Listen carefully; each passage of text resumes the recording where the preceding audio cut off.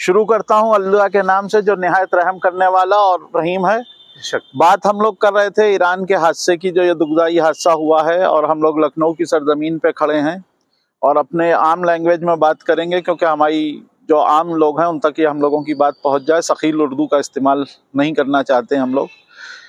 अभी एक social media पे वीडियो वायरल हो रहे हैं जिनका ईरान के इस हादसे से कोई लेना देना नहीं है, और वो लोग मतलब बिना समझे, बिना सोचे, बिना उसकी जांच किए उसको वायरल कर रहे हैं। इस संबंध में आप क्या कहना चाहेंगे अपनी कौम के लोगों से, बच्चों से? बिस्मिल्लाहिर्रहमानिर्रहीम। पहली बात तो हम सबको बड़ा अफसोस है कि इतना बड़ा हादसा हुआ।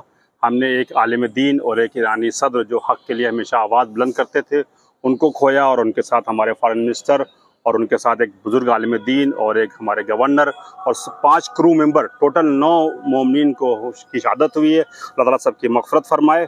दूसरी बात यह है कि इस्लाम में यह है कि कोई चीज़ भी बिना सदाकत के, बिना तस्दीक किए हुए अगर आप फॉरवर्ड करते हैं, हत्ता कि मासूमीन की हदीस में और ये मसाइल में भी है, अगर रोज़े की हालत में कोई हदीस, कोई चीज़ आपने ऐसी कह दी जो मासूमीन से मरवी नहीं है तो रोज़ा आपका बातिल हो जाता है। ये शरई हुक्म है। तो इसलिए अगर कोई भी चीज़ मुस्तनद नहीं है, हम बंद लफ्ज़ों में बता रहे, कोई भी चीज़ कभी भी किसी के बारे में अगर मुस्तनद नहीं है और प्रूफ नहीं है और आप आंख बंद करके उसको वायरल कर रहे हैं तो उसका डायरेक्ट और इनडायरेक्ट जो है आपको नुकसानात यहाँ पर हो सकता है। इसलिए बेहतर है कि इससे अवॉइड किया जाए और हमेशा मुस्तनद और सही चीज़ों पर ही इंसान को इन्हिसार करना चाहिए। दीन पर मुस्तनद रहने वाले लोगों की जब शहादत होती है और राह खुदा में शहादत होती है तो इस एक एक्सीडेंटल मौत को हम आम बच्चों को बताना चाहेंगे शहीद की मौत क्यों कहा जा रहा है और शहीद इस्लाम की नज़र में क्या होते हैं और वो कैसे जिंदा और बाकी रहते हैं। परवरदिगार ने फरमाया है कि जो अहले बैत की मोहब्बत रखता है वो ज़रूरी नहीं है कि जंग करके मैदान में जाए तभी शहीद हो। वो अगर अपने बिस्तर पे भी मरता है और अगर अहले बैत की मोहब्बत रखता है तो वो माता शहीदा और माता मग़फ़ूरा की ज़ुमरे में आता है, यानी वो मग़फ़ूर भी होता है और शहीद भी होता है। शहीद का ताल्लुक़ अहले बैत की मोहब्बत से है, ना कि खाली मैदान जंग में तलवार से याद करते हुए शहीद होने का।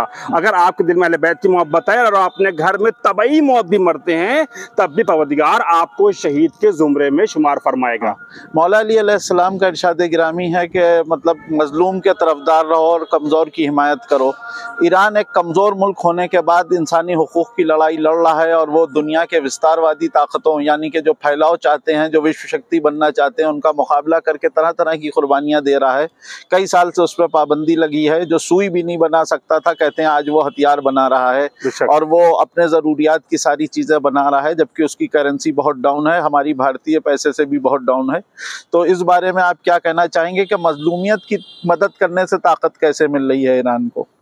मजलूमियत की मदद करने से ताकत इस तरह मिलती है कि इंसान जो है वो रियलिटी पे आ जाता है, उसको मालूम होता है कि ये चीज़ हमारी ज़रूरत है, तो इसलिए उसका प्रोडक्शन बढ़ाता है, उसके लिए मैन पावर लगाता है, उसके लिए रिसोर्सेज पैदा करता है। तो इसलिए वो नहीं, बात ये हो रही है कि दुनिया ने तो तमाम पाबंदी लगा दी है, लेकिन ईरान ऐसा देश जो है, जो इजराइल में जिसका सबसे ज्यादा बिजनेस है, जिसको अमेरिका जैसी ताकतें मजबूती दे रही हैं, वो उनका मुकाबला कैसे कर रहा है? नहीं, इसमें आप देखें पाबंदियों के बावजूद भी इस वक्त अगर आप रिपोर्ट देखें तो ईरान का तेल का, ऑयल का जो एक्सपोर्ट है वो इंक्रीज हुआ है। कैसे हुआ है कि उसके अल्लाह ताला असबाब पैदा करता है। अगर कोई दुश्मन आपके लिए जाहिरन एक बाप, एक डोर, एक जरिया बंद करता है तो परवरदिगार हक पे चलने की बिना पे आपके लिए 10 दरवाजे पैदा कर सकता है।